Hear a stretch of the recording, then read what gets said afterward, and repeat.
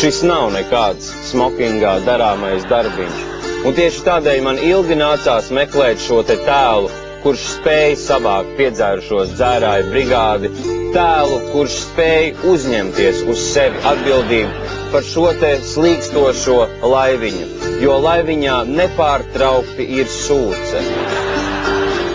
Es vēlos izteikt lielu paldies par smagu visai komandai, kura palīdzēja šīs filmas tapšanā. Visiem 3 režisoriem, visiem 7 scenārija autoriem, kaskadieriem, ātrajai palīdzībai, ugunsdzēsējiem, tāpat arī grimmētājai un visiem pārējiem. Paldies! Es domāju, ka tagad šis tēls ir atrasts. Tas esmu es.